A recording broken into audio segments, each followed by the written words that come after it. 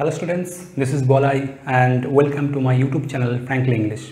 আজকের এই ভিডিওতে আমরা শিখব রিফ্লেক্সিভ প্রোনাউন এবং এমফ্যাটিক প্রোনাউন কাকে বলে। অনেকেই আছে যারা রিফ্লেক্সিভ প্রোনাউনকে এমফ্যাটিক প্রোনাউনের সাথে গুলিয়ে ফেলে। তো আজকে এই ভিডিওতে আমরা জানব যে রিফ্লেক্সিভ প্রোনাউন কাকে বলে, এমফ্যাটিক প্রোনাউন কাকে বলে, দুটোর মধ্যে ডিফারেন্সটাই বা কী এবং গ্রামারে এর ব্যবহার কেমন। তবে ভিডিও শুরু করার আগে আমি তোমাদেরকে রিকোয়েস্ট করব, যারা চ্যানেলটি নতুন দেখছো তারা প্লিজ চ্যানেলটিকে সাবস্ক্রাইব করো, বেল আইকন প্রেস করে রাখো, যাতে ভবিষ্যতে নতুন ভিডিওর নোটিফিকেশান তোমরা সহজেই পেয়ে যাও। তো চলো শুরু করা যাক আজকের ভিডিও।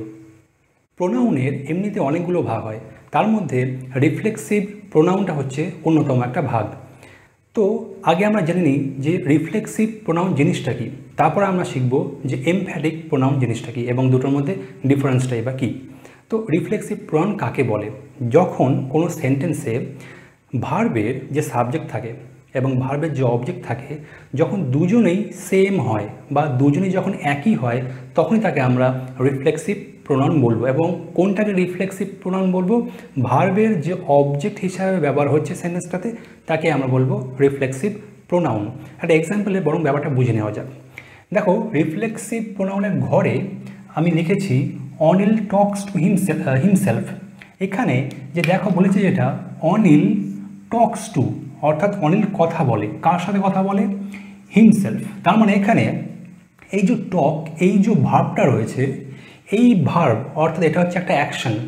এই অ্যাকশনটা কে করছে? এই অ্যাকশনটা করছে অনিল। এবং অনিল এই যে অ্যাকশনটা করছে, অর্থাৎ অনিল যে কথা বলার কাজটা করছে, কার সাথে করছে? ও করছে হিমসেলফ।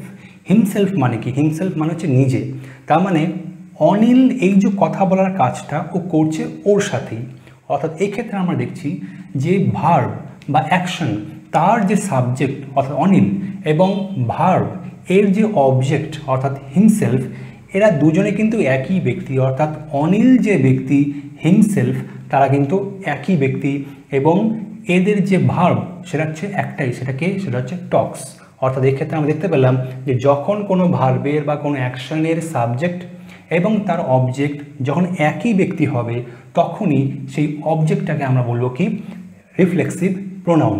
এখন রিফ্লেক্সিভ প্রোনাউন কতগুলো হয়? এই যে বক্সটা তোমরা দেখতে পাচ্ছ, এই বক্সটাতে আমি রিফ্লেক্সিভ প্রোনাউনগুলোকে লিখে রেখেছি। তোমরা দেখতে পারো সেগুলো কী কী? Myself, yourself, himself, itself. এবং এর নিচে যে তিনটে আছে অর্থাৎ hour selves, your selves, them selves, এগুলো প্রথম যে লাইনটা দেখতে পাচ্ছ এটা হচ্ছে রিফ্লেক্সিভ প্রোনাউনের সিঙ্গুলার ফর্ম। এবং নিচে যেটা দেওয়া আছে অর্থাৎ hour selves, your selves, them selves, এটা হচ্ছে রিফ্লেক্সিভ প্রোনাউনের প্লুরাল ফর্ম। এবং রিফ্লেক্সিভ প্রোনাউন এই কটাই রয়েছে। তোমাদের আরও দুটো এক্সাম্পলে দেখিয়ে দিই। দ্বিতীয় যে এক্সাম্পলটা আছে সেখানে বলেছে দে ব্লেমড দেমসেলভস, অর্থাৎ তারা তাদেরকে দোষারোপ করেছিল। তার মানে এখানে দেখতেই পাচ্ছ এই যে অ্যাকশন অর্থাৎ ব্লেমড, দোষারোপ করা, কারা করছে? দোষারোপ করার কাজটা দে, তারা করছে। এবং এই যে দে, ওরা যে ব্লেম করছে, কাকে ব্লেম করছে? দেমসেলভসকে, অর্থাৎ তাদেরকেই ওরা ব্লেম করছে। তার মানে এক্ষেত্রে এই যে অ্যাকশন, তার যে সাবজেক্ট এবং তার যে অবজেক্ট, দুটো কিন্তু একই। পরের এক্সাম্পলে কি বলেছে? You should be ashamed of your self, অর্থাৎ তোমার প্রতি লজ্জিত হওয়া উচিত। তার মানে এই যে ইউ এখানে সাবজেক্ট, তাকে কি করতে বলা হচ্ছে? অ্যাশেমড হওয়া, অর্থাৎ লজ্জিত হওয়া। কার প্রতি সে লজ্জিত হবে? সে ইয়োর সেলফ, ও নিজের প্রতি লজ্জিত হবে। তার মানে এক্ষেত্রে দেখতে পাচ্ছি এই যে অ্যাকশন, তার যে সাবজেক্ট এবং ভার্বের যে অবজেক্ট, দুজনে কিন্তু একই ব্যক্তি। তাই এক্ষেত্রে এই যে হিমসেলফ, দেমসেলভস, ইয়োর সেলফ, এইটাকে আমরা বলবো বা এইগুলোকে আমরা বলবো রিফ্লেক্সিভ প্রোনাউন। এবার এই রিফ্লেক্সিভ প্রোনাউনের কিছু রুলস আমরা জেনে নিই। যেমন যে কিছু ভার্ব আছে, যেমন চেঞ্জ, ওয়াশ, বাথ, শেভ। এই যে ভার্বগুলো আমরা দেখতে পাচ্ছি, এই ভার্বগুলো কিন্তু সবসময় রিফ্লেক্সিভ প্রোনাউন নেবে না। আমরা কি দেখলাম যে এখানে প্রত্যেকটা অ্যাকশন, প্রত্যেকটা ভার্বের সাথে সাথে আমরা কিন্তু রিফ্লেক্সিভ প্রোনাউন ব্যবহার করতে পেরেছি। কিন্তু কিছু কিছু ভার্ব আছে, যেমন এই যে দেখালাম চেঞ্জ, ওয়াশ, বাথ, শেভ, এইগুলো কিন্তু যখন কোনো সেন্টেন্সে ব্যবহার করবে সেখানে কিন্তু আমরা রিফ্লেক্সিভ প্রোনাউন ব্যবহার করতে পারবো না। যেমন দেখো এই যে এক্সাম্পলটা, I am bathing myself, আমি নিজে নিজে স্নান করছি, এইখানে কিন্তু আমি মাই সেলফটাকে লিখবো না, এখানে আই অ্যাম বাথিং বলেই ফুল স্টপ দিয়ে দেবো। এবার তোমরা বলতেই পারো যে এই যে মাই সেলফটা দিলে অসুবিধা কী আছে। আসলে এই যে বাথিং অর্থাৎ স্নান করা, এই যে চেঞ্জ অর্থাৎ পরিবর্তন করা, ওয়াশ ধোয়া কিংবা শেভ অর্থাৎ দাড়ি কামানো, এই যে কাজগুলো এগুলোকে কিন্তু কোনো ব্যক্তিকে নিজে নিজেকেই করতে হয়। নিজেকে দ্বারা নিজেই করিয়ে নেওয়া এরকমটা ঠিক সেন্সটা হয় না। তাই সেই জন্য এই সমস্ত ভার্বের ক্ষেত্রে কিন্তু আমাদের আর মাই সেলফ অর্থাৎ কোনো রিফ্লেক্সিভ প্রোনাউন ব্যবহারের প্রয়োজন পড়ে না। কোন কোন ভার্বের ক্ষেত্রে? চেঞ্জের ক্ষেত্রে, ওয়াশের ক্ষেত্রে, বাথের ক্ষেত্রে এবং শেভ, এক্ষেত্রে কিন্তু আমরা রিফ্লেক্সিভ প্রোনাউন ব্যবহার করতে পারি না। পরের এক্সাম্পল দেখো, হি শেভস হিমসেলফ এভরি মর্নিং, অর্থাৎ এই যে শেভিং করার যে কাজটা, দাড়ি কামানোর কাজটা, সে তো নিজে নিজেই করে থাকে, তার জন্য তাকে হিমসেলফ আলাদা করে ব্যবহার, হিমসেলফ এই রিফ্লেক্সিভ প্রোনাউনটাকে ব্যবহার করার জন্য কোনো প্রয়োজনই নেই। সেই জন্য এখানেও কিন্তু আমরা রিফ্লেক্সিভ প্রোনাউন ব্যবহার করবো না, শুধু লিখে দেবো হি শেভস এভরি মর্নিং। এখানে কিন্তু সেন্টেন্সটা শেষ হয়ে যাচ্ছে। আরেকটা নিয়ম দেখো তোমরা, যেখানে আমি তিনটে ভার্বের কথা বলেছি, অর্থাৎ অ্যাবসেন্ট, প্রেজেন্ট এবং অ্যাভেইল, এই যে ভার্বগুলো আছে এগুলোর সাথে কিন্তু রিফ্লেক্সিভ প্রোনাউনটাকে আমাকে ব্যবহার করতেই হবে। অর্থাৎ এই যে তিনটে ভার্ব অর্থাৎ অ্যাবসেন্ট, প্রেজেন্ট এবং অ্যাভেল, এগুলোকে যদি আমরা কোনো সেন্টেন্সে ব্যবহার করি সেখানে কিন্তু আমাকে রিফ্লেক্সিভ প্রোনাউনটাকে নিয়েই বসতে হবে এবং ঠিক এই ভার্বগুলোর পরেই ব্যবহার করতে হবে আমাকে। একটা এক্সাম্পল দেখো, যেমন I availed myself of this offer. দেখো এই যে অ্যাভেইলড, দেখো এখানে ছিল অ্যাভেল, ওকে আমি ব্যবহার করেছি এখানে, তাহলে আই অ্যাভেইলড মাই সেলফ, সঙ্গে সঙ্গে দেখো মাই সেলফটাকে আনতে হয়েছে। মাই সেলফ কেন হলো? কারণ এখানে ফার্স্ট পার্সন রয়েছে, অর্থাৎ আই রয়েছে, আই থেকেই কী হয়েছে? My self. তারপরে আমরা কিন্তু বাকি সেন্টেন্সটা লিখব। তেমন একইভাবে আমি লিখতে পারি he presented himself in the court বা he absented himself from the class. এইভাবে কিন্তু আমরা অ্যাবসেন্ট বলো, প্রেজেন্ট বলো, অ্যাভেল বলো, এগুলোর পরে কিন্তু আমাকে রিফ্লেক্সিভ প্রোনাউন আনতেই হবে। এবং তোমরা খেয়াল করে দেখো, এরপরে শুধু রিফ্লেক্সিভ প্রোনাউন বসালে হয় না, এগুলোর পরে কিন্তু একটা প্রিপোজিশনও আনতে হয়। এর সাথে তোমাদেরকে আরেকটা কথা বলে রাখি যে এই যে রিফ্লেক্সিভ প্রোনাউন, এটা কিন্তু মনে রাখবে কোনো অ্যাকশনের অবজেক্ট হিসাবে ব্যবহার হয় এবং অন্যভাবে কিন্তু এটা ব্যবহার করা যায় না। যেমন এটা কোনো ভার্বের অবজেক্ট হিসাবে ব্যবহার হতে পারে, যেমন এখানেই দেখো দে ব্লেমড দেমসেলভস, তারা তাদেরকে দোষারোপ করেছে। এখানে এই যে ভার্ব, এই যে ভার্বটার অবজেক্টকে দেমসেলভস।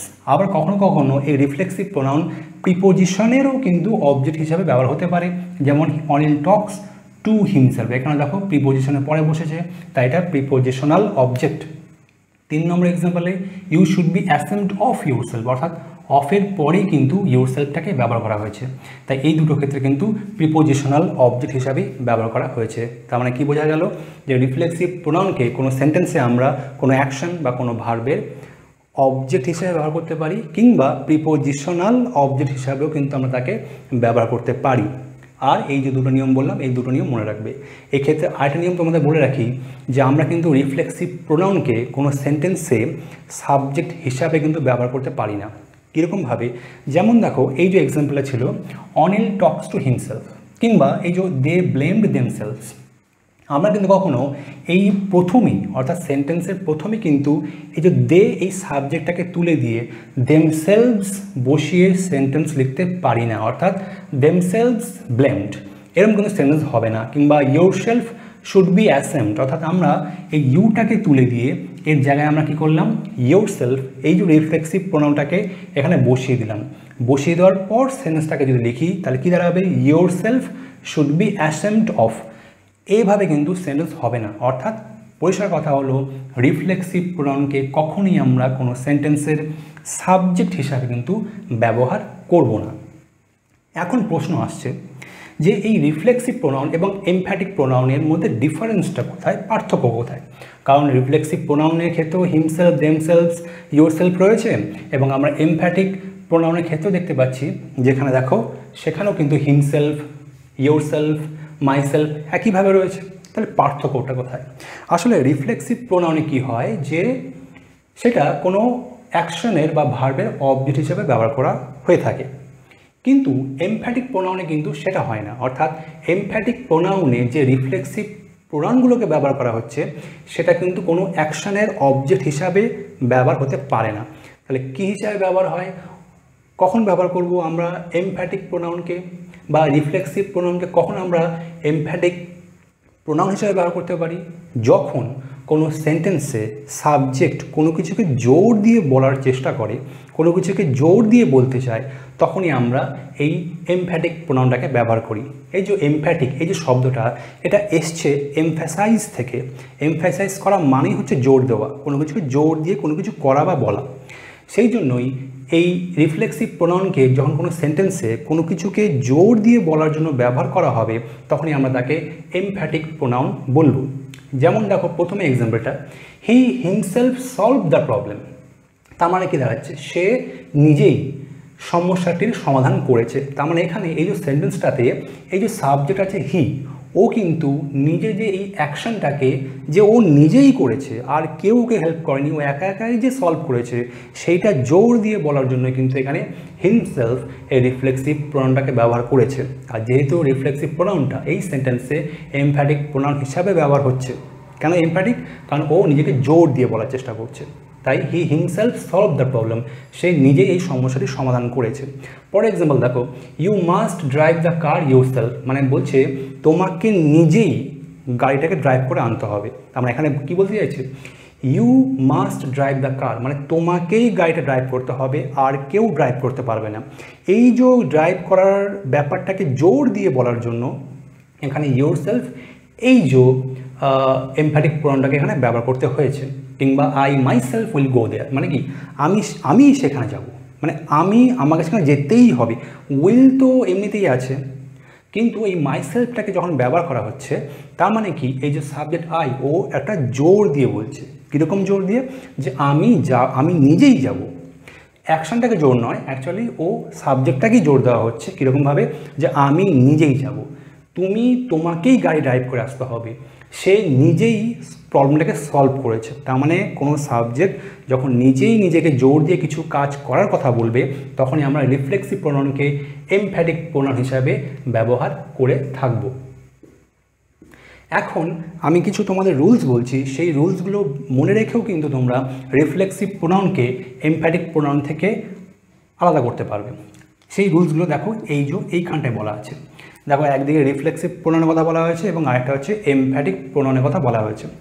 রিফ্লেক্সিভ প্রোনাউনের প্রথম রুলসটাই বলেছে যে always placed after A verb or preposition, মানে রিফ্লেক্সিভ প্রোনাউন সবসময় কোনো ভার্ব অথবা কোনো প্রিপোজিশনের পরেই বসবে। আমি কি বলেছিলাম তোমাদেরকে, যে রিফ্লেক্সিভ প্রোনাউন কোনো সেন্টেন্সে কোনো অ্যাকশন বা ভার্বের অবজেক্ট হিসাবে বসতে পারে, এবং সেই অবজেক্ট যে শুধুমাত্র ভার্বের অবজেক্ট হিসাবেই বসবে তা নয়, সেটা কিন্তু প্রিপোজিশনের অবজেক্ট হিসাবেও বসতে পারে। সেই জন্য রিফ্লেক্সিভ প্রোনাউন যদি দেখো কোনো সেন্টেন্সে কোনো রিফ্লেক্সিভ প্রোনাউন কোনো ভার্বের পরে আছে কিংবা কোনো প্রিপোজিশনের পরে আছে, তাহলে তুমি সহজেই বুঝে যাবে যে সেটা হচ্ছে একটা রিফ্লেক্সিভ প্রোনাউন। যেমন এখানে দেখো, অনিল টক্স টু হিমসেলফ, এখানে যে রিফ্লেক্সিভ প্রোনাউনটা দেখো টু এর পরে আছে, মানে প্রিপোজিশনের পরে আছে, সেই জন্য কিন্তু এটা রিফ্লেক্সিভ প্রোনাউন হয়ে গেল। পরেটা দেখো, you should be ashamed of your self, এখানে দেখো অফ এই যে প্রিপোজিশন তার ঠিক পরেই ইউর সেলফ অর্থাৎ রিফ্লেক্সিভ প্রোনাউনটাকে ব্যবহার করা হয়েছে। সেই জন্য এটা হচ্ছে, দেখো এখানে প্রিপোজিশনের পরে বসে ও প্রিপোজিশনাল অবজেক্ট হিসেবে কাজ করছে। এখানে দেখো দে ব্লেম দেমসেলভস, তার মানে এখন ভার্ব, এটা এই ভার্বের পরে রিফ্লেক্সিভ প্রোনাউন ব্যবহার করা হয়েছে। তার মানে রিফ্লেক্সিভ প্রোনাউন সবসময় ভার্ব এবং প্রিপোজিশনের পরেই বসবে। কিন্তু এমফ্যাটিক প্রোনাউন কী হবে, always placed after a noun or pronoun, মানে এমফ্যাটিক প্রোনাউন কিন্তু সবসময় কোনো নাউন অথবা কোনো প্রোনাউনের পরেই বসে। যেমন এখানে দেখো, হি হিমসেলফ সলভ দ্য প্রবলেম, এই যে হিমসেলফ এ তো রিফ্লেক্সিভ প্রোনাউন, কিন্তু না, ও কিন্তু এমফ্যাটিক প্রোনাউন হিসাবে এখানে ব্যবহৃত হচ্ছে, কারণ ও কিন্তু কোনো ভার্বের পরে বা কোনো প্রিপোজিশনের পরে বসেনি, ও বসেছে দেখো প্রোনাউনের পরে বসেছে। তাই বলা হয়েছিল দেখো, emphatic pronoun is always placed after a noun or pronoun. এখানে দেখো, you must drive the car yourself, এই যে ইউরসেলফ এটা কার পরে বসেছে, দেখো কারের পরে বসেছে, সেই জন্য ইউরসেলফটা হয়ে গেল এখানে এমফ্যাটিক প্রোনাউন, কারণ নাউনের পরে, এটা নাউন, কার হচ্ছে একটা নাউন, এই নাউনের পরেও বসেছে। তারপরে কি আছে, I myself will go there, দেখো মাই সেলফ ও কার পরে বসেছে, আই এর পরে। আই কি, আই হচ্ছে একটা প্রোনাউন, তার মানে প্রোনাউনের পরে যেহেতু এটা রিফ্লেক্সিভ প্রোনাউনটা ব্যবহার করা হয়েছে, সেই জন্য এটা নাম হয়ে গেছে কি এমফ্যাটিক প্রোনাউন। সেকেন্ড যে রুলসটা বলেছে সেটা হচ্ছে, without reflexive pronoun sentence is incomplete, অর্থাৎ কোনো সেন্টেন্সে যদি রিফ্লেক্সিভ প্রোনাউনটাকে যদি বাদ দিয়ে দিই তাহলে সেন্টেন্সটা হতেই পারে না। এখানে দেখো যদি বলা হয় you should be ashamed of বলে যদি ফুল স্টপ দিয়ে দেওয়া হয় তাহলে কিন্তু এই সেন্টেন্সটা কিন্তু ইনকমপ্লিট হয়ে যাবে। কিংবা দে ব্লেমড দেমসেলভস, আমরা যদি লিখি এই দেমসেলফটাকে যদি বাদ দিয়ে দেওয়া হয় তাহলে কিন্তু এখানেও কিন্তু সেন্টেন্সটা ইনকমপ্লিট থেকে যাবে। কিংবা আমরা যদি বলি অনিল টক্স টু বলে এখানে ফুল স্টপ দিয়ে দিই এবং এই রিফ্লেক্সিভ প্রোনাউনটাকে বাদ দিয়ে দিই তাহলে কিন্তু এই সেন্টেন্সটাও কিন্তু ইনকমপ্লিট থেকে যাবে। তার মানে রিফ্লেক্সিভ প্রোনাউন বাদ দিয়ে কিন্তু সেন্টেন্স কমপ্লিট করা যায় না, কখনোই যায় না, যদি কোনো সেন্টেন্সে রিফ্লেক্সিভ প্রোনাউন যদি ব্যবহার হয়ে থাকে তো। কিন্তু এমফ্যাটিক প্রোনাউনে কি হয় দেখো এখানে বলেছে without emphatic pronoun sentence is complete. তার মানে আমরা যদি কোনো সেন্টেন্সে যদি এমফ্যাটিক প্রোনাউনটাকে দেখি আর আমরা যদি এমফ্যাটিক প্রোনাউনকে যদি বাদ দিয়ে দিই তাহলেও কিন্তু সেন্টেন্সের একটা মিনিং অর্থাৎ অর্থ থেকে যাবে, যদিও সামান্য সেন্সের একটু চেঞ্জ হবে কিন্তু অর্থ কিন্তু থেকে যাবে। এক্সাম্পলটা দেখো যেমন এখানে I myself will go there, আমি যদি এখানে মাই সেলফটাকে বাদ দিয়ে দিই তাহলে কী সেন্টেন্স দাঁড়াবে আই উইল গো দেয়ার, তাহলে কি সেন্টেন্স দাঁড়াচ্ছে না? অবশ্যই দাঁড়াচ্ছে। You must drive car yourself, আমি যদি এখানে ফুল স্টপ দিয়ে ইয়োর সেলফটাকে যদি বাদ দিয়ে দিই তাহলে কি দাঁড়াচ্ছে you must drive the car, তাহলে কিন্তু সেন্টেন্সটা দাঁড়াচ্ছে, অর্থ হচ্ছে। ইয়োর সেলফ এই এমফ্যাটিক প্রোনাউনটা বাদ দেওয়ার পরেও পরে কি আছে he himself solve the problem, এখানে দেখো ইউ হিমসেলফ, আমি যদি এই এমফ্যাটিক প্রোনাউন যদি বাদ দিয়ে দিই তাহলে কি সেন্টেন্স হবে না? অবশ্যই হবে। হি সলভ দ্য প্রবলেম, তাও সেন্টেন্স দাঁড়াচ্ছে। তা আমরা কি দেখলাম যে রিফ্লেক্সিভ প্রোনাউন ছাড়া যদি কোনো সেন্টেন্সে যদি রিফ্লেক্সিভ প্রোনাউন থাকে তাহলে সেই রিফ্লেক্সিভ প্রোনাউনটাকে বাদ দিয়ে কিন্তু সেন্টেন্স তৈরি হতে পারে না। কিন্তু এমফ্যাটিক প্রোনাউন যদি কোনো সেন্টেন্সে থাকে তাহলে কিন্তু আমরা এমফ্যাটিক প্রোনাউনটাকে বাদ দিয়েও কোনো সেন্টেন্স কিন্তু তৈরি করতে পারবো। তো এই হলো রিফ্লেক্সিভ প্রোনাউন এবং এমফ্যাটিক প্রোনাউনের ডিফারেন্স। তো আমি আশা করব আজকের এই ভিডিওর মাধ্যমে তোমাদেরকে রিফ্লেক্সিভ প্রোনাউন কাকে বলে, এমফ্যাটিক প্রোনাউন কাকে বলে, দুজনের বা দুটির মধ্যে যে ডিফারেন্স সেটাকে বোঝাতে পেরেছি এবং এও বোঝাতে পেরেছি যে ইংলিশ গ্রামারে এটাকে কীভাবে ব্যবহার করা হয়। এই ভিডিও সংক্রান্ত যদি তোমাদের আরও কোনো প্রশ্ন থেকে থাকে বা যদি কোনো তোমাদের কোথাও ডাউট থাকে, যদি কিছু প্রশ্ন থেকে থাকে তোমরা নিশ্চয়ই সেই প্রশ্নগুলো কমেন্ট বক্সে রাখতে পারো, আমি সেগুলোর উত্তর দেওয়ার যথাযথভাবে চেষ্টা করব। আজকের মতো ভিডিও এই পর্যন্তই, দেখা হবে নেক্সট ভিডিওতে।